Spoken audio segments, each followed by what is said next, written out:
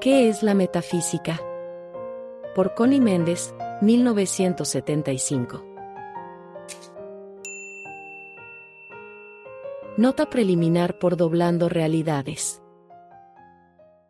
Bienvenidos al audiolibro ¿Qué es la metafísica?, de la autora venezolana Connie Méndez. En este pequeño libro, que hace parte del segundo volumen de la obra Metafísica 4 en 1, Méndez nos introduce de manera sencilla y accesible a los principios de la metafísica, invitándonos a comprender y aplicar las leyes universales que rigen nuestra realidad. A través de sus palabras, la autora busca empoderar a sus lectores para transformar sus vidas mediante el pensamiento positivo y el conocimiento espiritual. Con un enfoque directo y práctico, Connie Méndez expone cómo las ideas metafísicas pueden ayudarnos a cambiar nuestra percepción del mundo y atraer experiencias más armoniosas. Su estilo cercano y ameno ha convertido esta obra en una referencia clave para quienes desean profundizar en su crecimiento personal y espiritual. Esperamos que este audiolibro les sirva como una herramienta de autoconocimiento y crecimiento, abriendo nuevas perspectivas para vivir con mayor plenitud y equilibrio. Prólogo.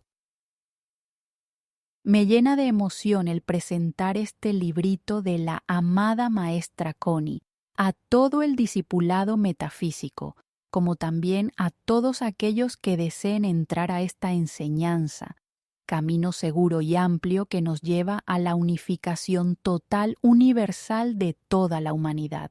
Este librito procede de una cinta que dejó Connie grabada, la cual fue llevada a cassette, con el propósito de llevarle a la gente la voz de Connie y sus conocimientos. Y siendo su contenido tan valioso e importante para todo ser, sus familiares decidieron imprimirlo como una joya más a su colección de libros. Gracias por haberme dado esta oportunidad. Con todo mi afecto, Luisa de Adrianza, Nenena. Introducción. Ante todo quiero decirles que, como muchos de ustedes saben, yo hablo en lo que suelo llamar palabras de a centavo porque quiero que todo el mundo comprenda lo que es la metafísica, desde los niños de 10 años en adelante. Por eso hablo en palabras de a centavo. No tengo pretensiones literarias, ni vuelos de retórica, esa es la primera razón. Y la segunda es, mis amigos, que estamos en la era apocalíptica y es recomendable que no exista más ocultismo. Se acabó la era en que las cosas estaban ocultas. Ahora esta es la era de la luz y la verdad y todo el mundo tiene el derecho de conocer todas esas cosas que estuvieron ocultas a través de tantísimos siglos y que nadie debía conocerlas, no se sabe por qué, aunque lo cierto era que permanecían en la oscuridad. La humanidad tiene derecho a saber todo lo que Dios ha creado y eso, lo oculto, es creación de Dios. De manera que se acabó el ocultismo. El Apocalipsis dice que no quedará de la mentira piedra sobre piedra, que todo lo que es oculto saldrá a la luz del sol, al público. Así pues, las instituciones que todavía están ocultando sus enseñanzas deben saber que ya eso se acabó. Estamos en la era de la luz y la verdad, por consiguiente, no puede quedarse nada oculto.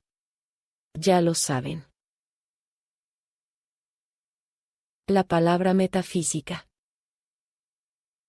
Quiero que sepan con respecto a la palabra metafísica que existe una creencia generalizada de que eso quiere decir brujería o espiritismo. Bueno, señores, la palabra metafísica significa, más allá de lo físico, o sea, lo invisible que no tiene forma. Pero de allí a que quiera decir brujería, estamos muy mal parados, porque el aire es invisible y no tiene forma y entonces, si fuera brujería, qué mal estaríamos todos nosotros que estamos respirando. De manera que metafísica quiere decir, simplemente, más allá de lo físico, lo invisible y sin forma, aunque ha quedado esta palabra ahora para denominar una filosofía práctica para la vida diaria.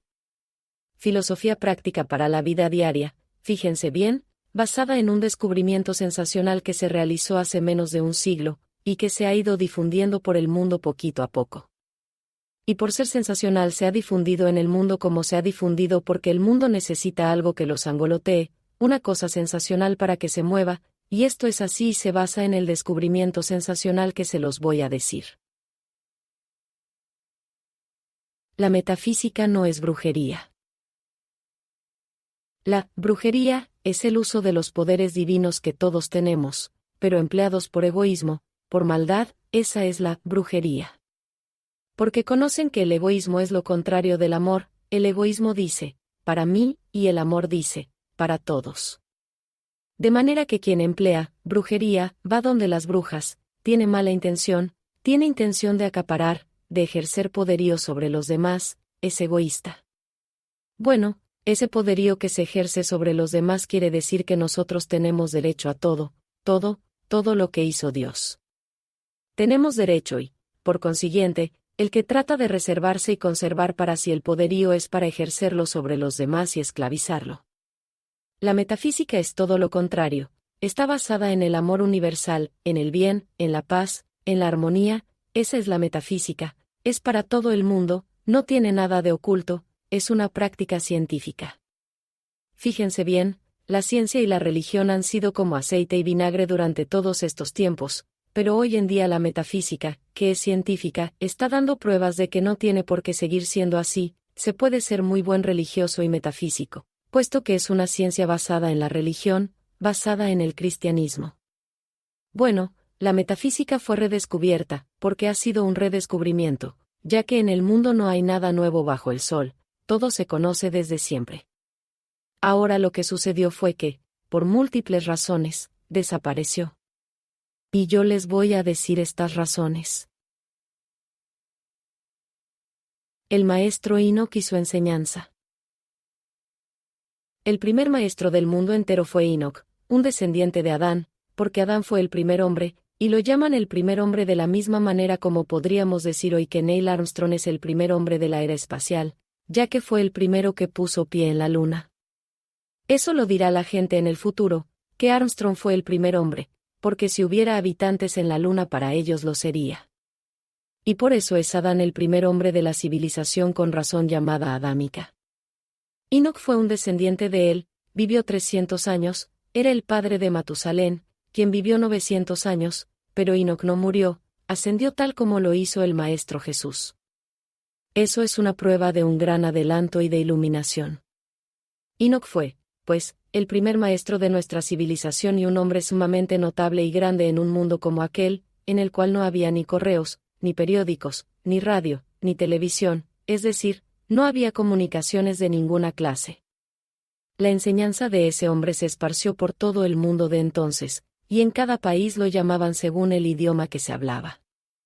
En Egipto, Tot, el dios Tot, algunos lo llamaban el escriba de los dioses, y en Grecia lo llamaban Hermes, Hermes Trismegisto, 3 veces grande, en Egipto a Tot lo llamaban 2 veces grande y en Fenicia lo llamaban Cadmus, 5 veces grande, cada país se lo quería apropiar, lo quería para sí porque aquel era un hombre tan grande que sabía de todo y dejó enseñanza sobre todo, escribió en aquella época, cuando no había libros ni nada de eso, 42 libros, pero, además, fue el autor de cuanto se puede imaginar, cosmogonía, cosmografía, geometría, así llamaban entonces a la matemática, geografía celeste, la cábala y el tarot.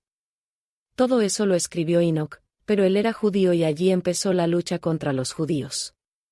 Porque todo el mundo quería apropiarse a Enoch y decían que les pertenecía. Los egipcios decían que no, que era Tot y era un dios egipcio, y los griegos decían que se llamaba Hermes Trismegisto y, por lo tanto, griego. Pero, en realidad, era judío, era Enoch, de raza judía. Eso no se lo podía perdonar nadie. Con el pasar del tiempo lo perdonaron menos, le tenían odio, una rabia tremenda porque era un hombre muy grande. Y pensaban ellos, ¿cómo es posible que sea de esa raza un hombre tan grande, alguien tan notable? Eso no lo querían perdonar, pero tuvieron que tragarlo, porque era Enoch el grande.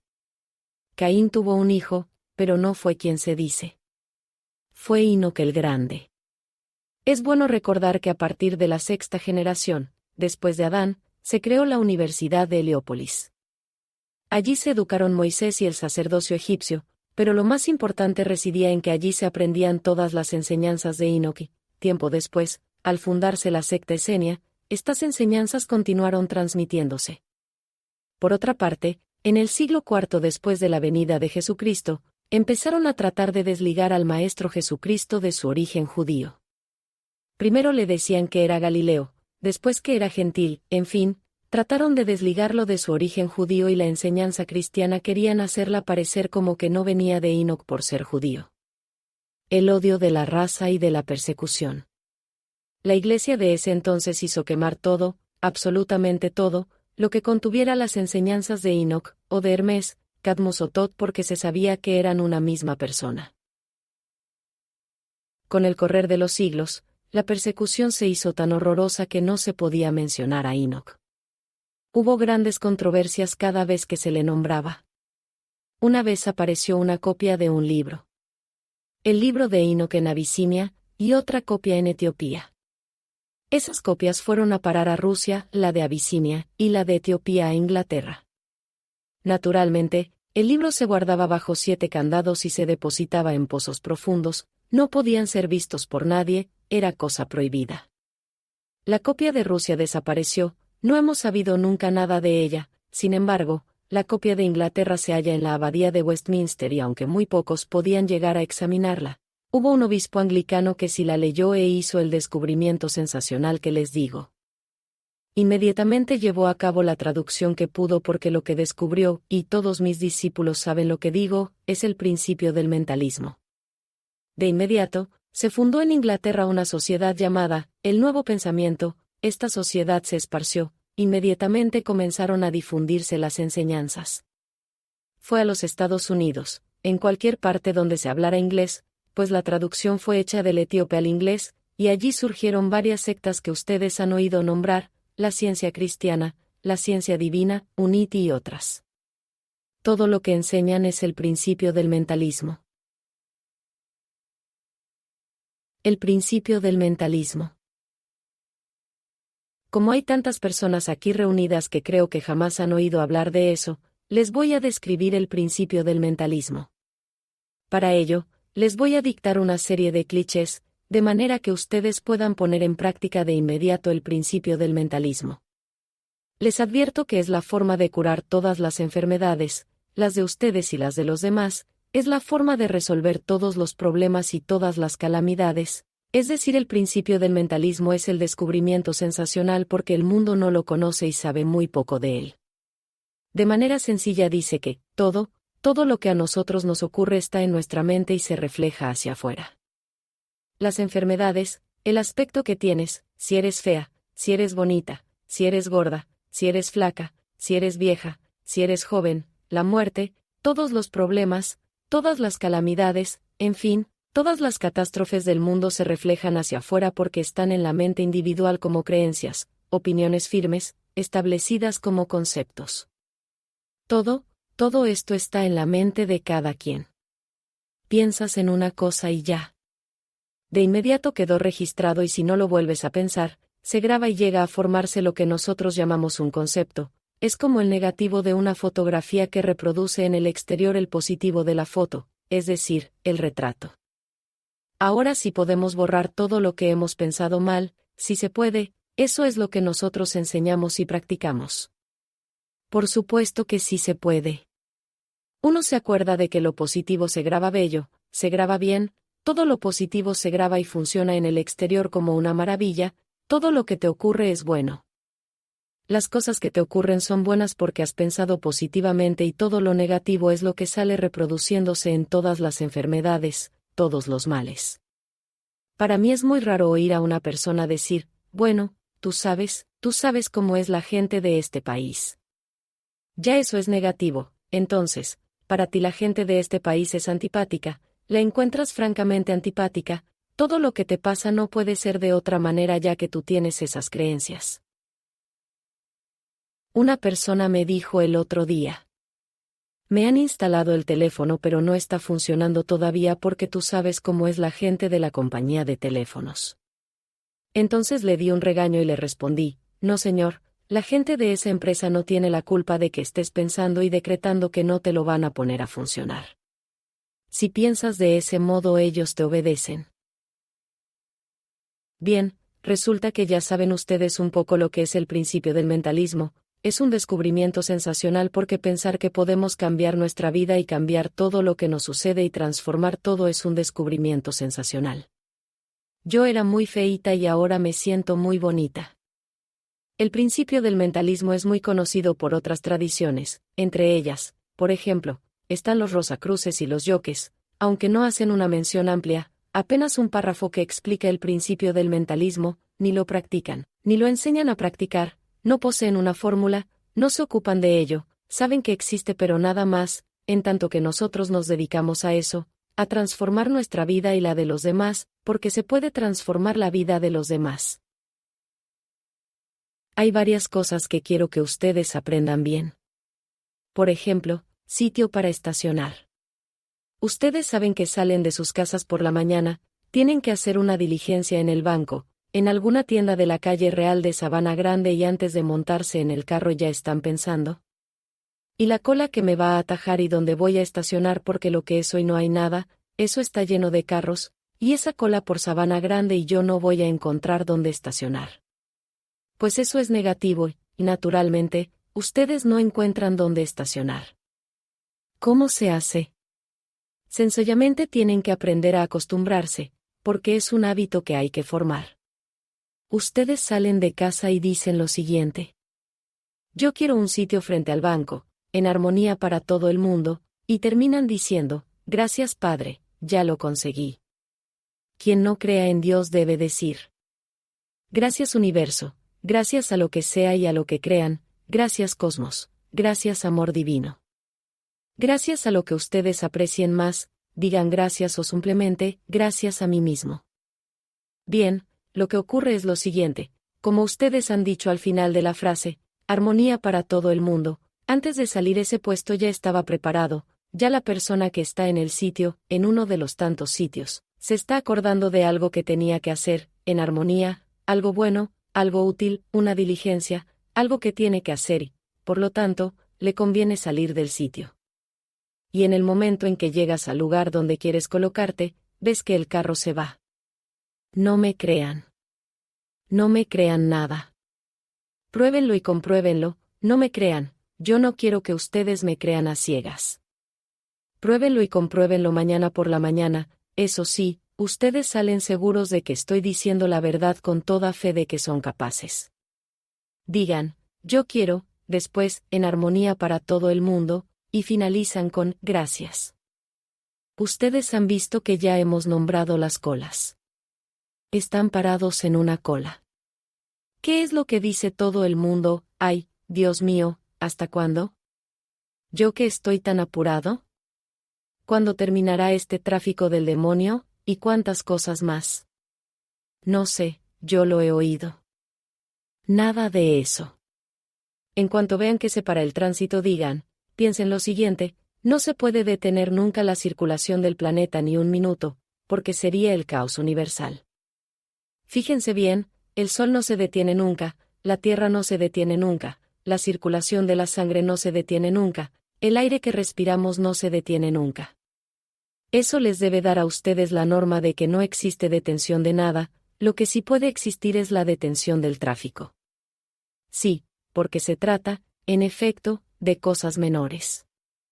Sin embargo, pensar que podemos estar en una cola durante 24 horas, que tendremos que irnos a pie para la casa es algo que no debería ser, y no habrá de suceder si invocamos una ley espiritual que inmediatamente domina a la ley material. La ley material se pliega, se adapta de inmediato, ella no tiene derecho. Esos son los descubrimientos sensacionales. La verdad.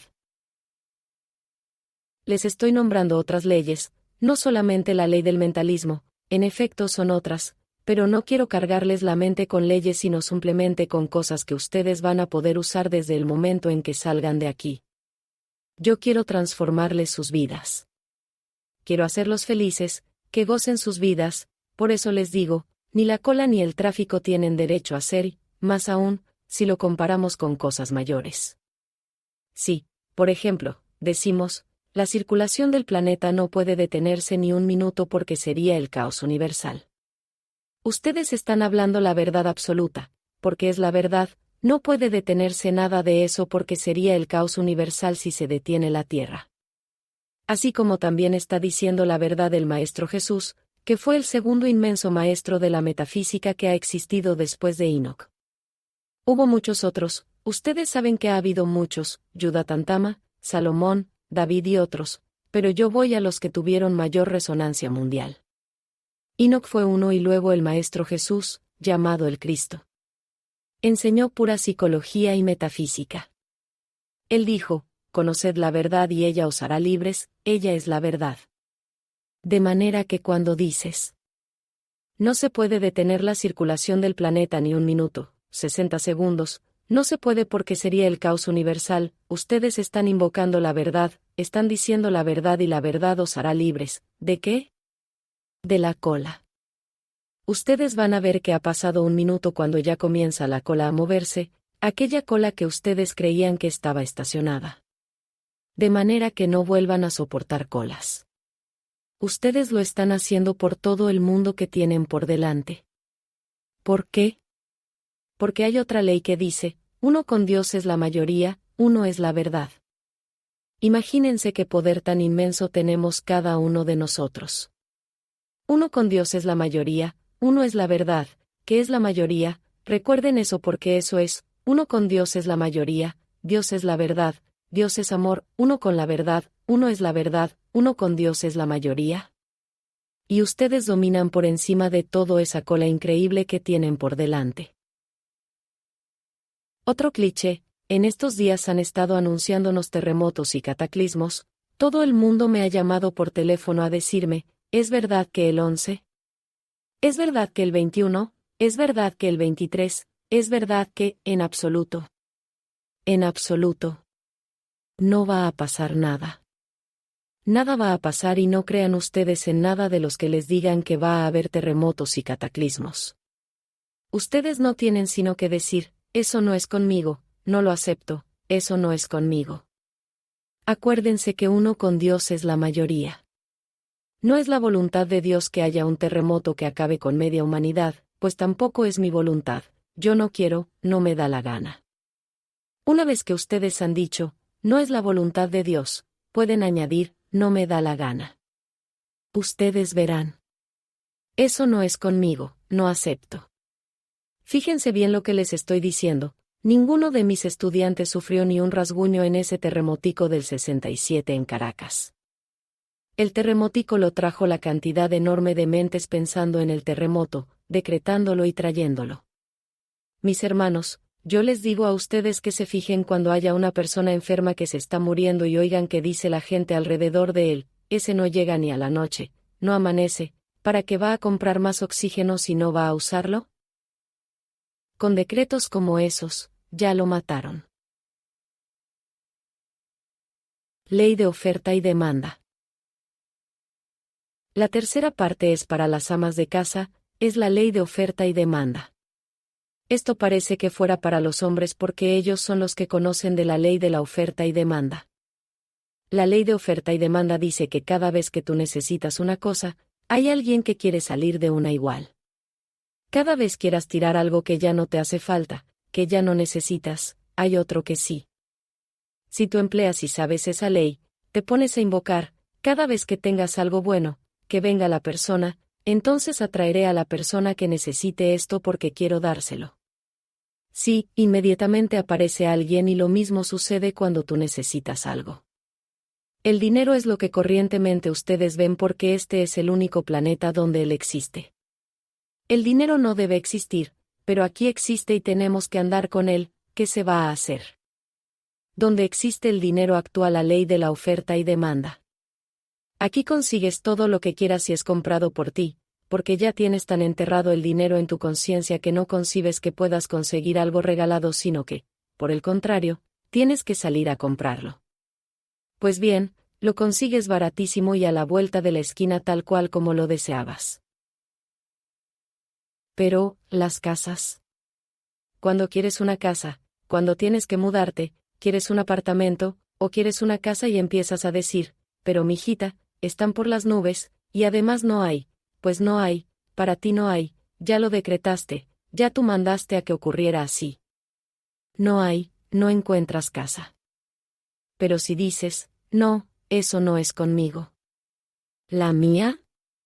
Está hecha y me está esperando y yo la quiero así, o escriben una cartita a quien quieran, a papá Dios o al ángel, a quien quieran, y en esa cartica escriben, yo la quiero así, de esta manera y nada de chiquitica, la quiero como la necesito, grande, buena con tantos cuartos, con jardín o sin jardín. Como la quieran, si escribes, pues, tu carta completica y entonces terminas diciendo, en armonía para todo el mundo, das las gracias y espera para que tú veas. Si estás volteando para ver por encima del hombro si aparece, cuando tú menos lo esperas te hablan de una, la encuentras en un periódico, pasa y la ves, existe, ella existe y te está esperando, es tuya.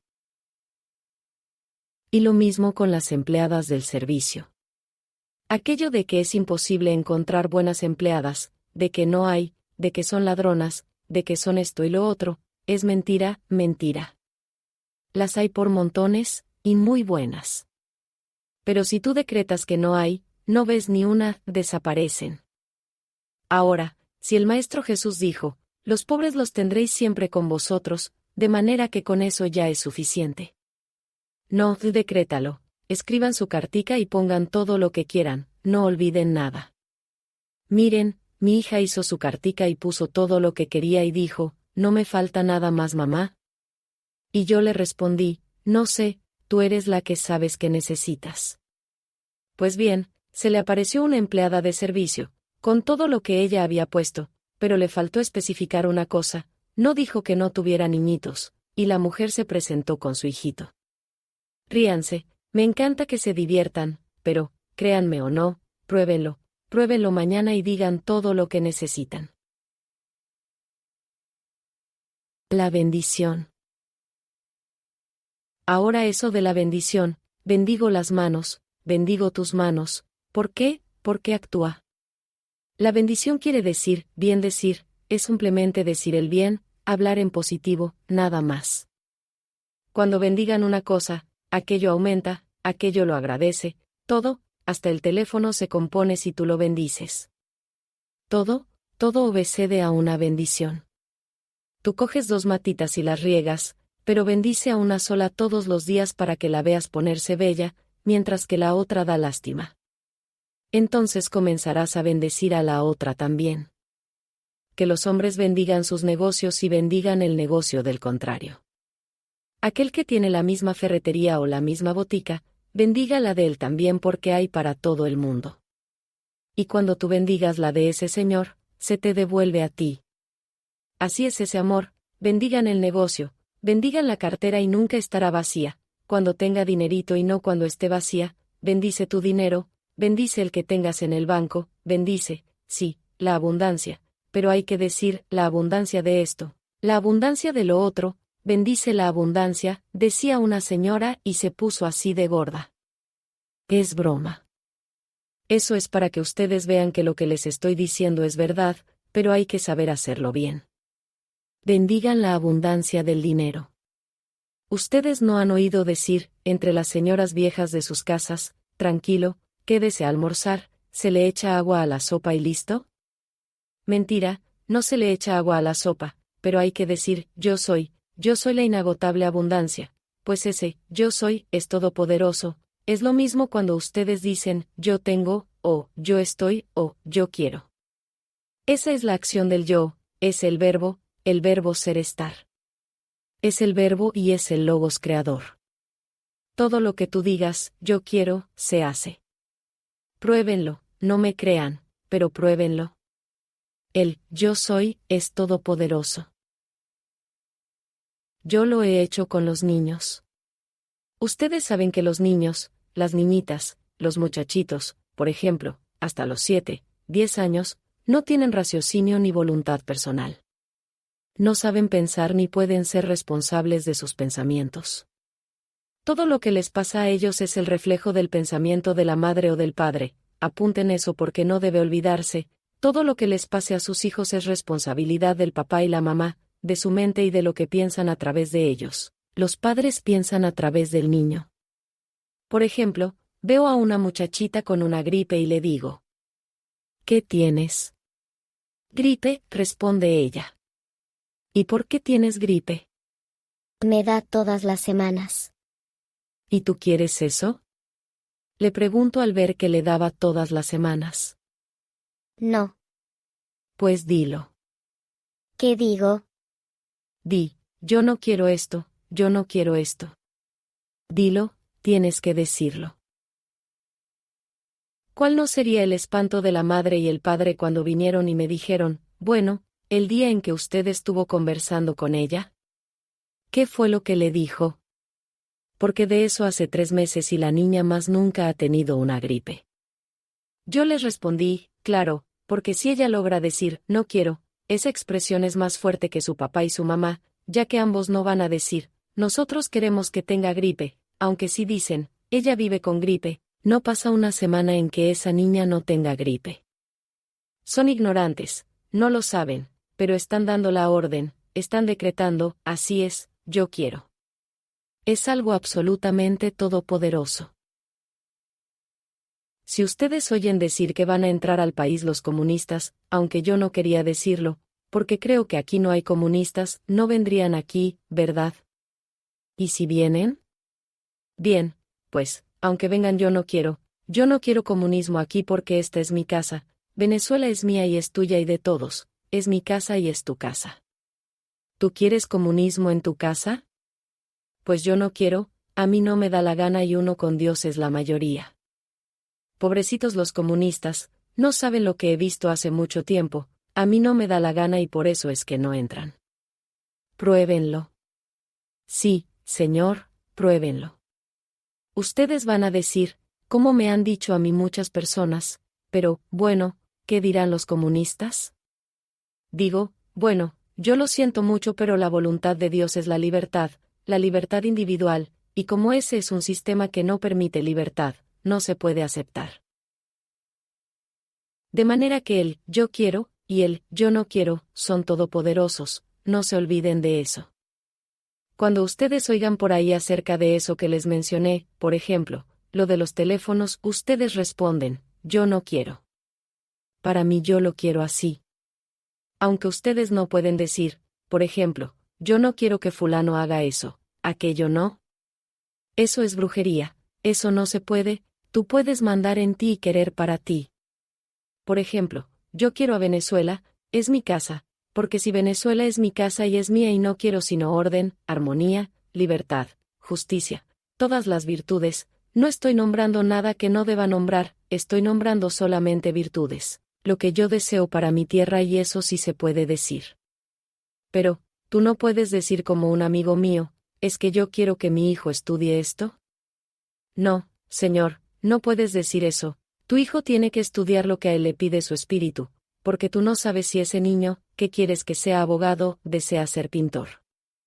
No lo puedes obligar, tienes que esperar a ver hacia dónde ese niño va a demostrar lo que va a hacer. Por lo tanto, no se puede ordenar en el espíritu de otro aunque sí en el tuyo. Yo quiero, todos nosotros queremos y creemos en la voluntad de Dios, estamos de acuerdo con la voluntad de Dios, porque la voluntad de Dios es perfecta, entonces, si no sucede aquello que tú quieres porque no es la voluntad de Dios, te sucederá algo mejor, siempre bueno. Despedida. Les voy a decir adiós, hasta dentro de un ratico, pero, primero, les voy a decir que espero les haya gustado esta enseñanza, así como espero que hayan notado que es una enseñanza práctica para la vida diaria, que no tiene nada que ver con el índice y los libros que la Iglesia ha prohibido. Me han preguntado muchas veces, pero, ¿y la Iglesia permite?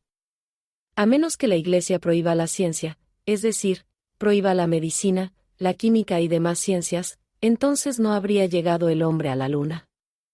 Lo que yo digo es científico, absolutamente científico, ya que, como ven, está basado en lo positivo, en la paz, en la verdad, todo eso es amor, amor al prójimo. De manera que si les han gustado estas enseñanzas, sepan que hay muchas otras cosas buenas, muy buenas. Esto no es sino un poquito, así como para abrirles el apetito, y para que salgan de aquí resolviendo problemas ya.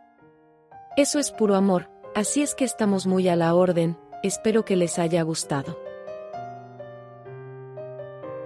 Fin. Si te ha gustado este audiolibro, compártelo con las personas que más aprecies. Gracias por seguir el canal Doblando Realidades. Un abrazo y que tu vida se dirija por la voluntad del ser divino que ya eres.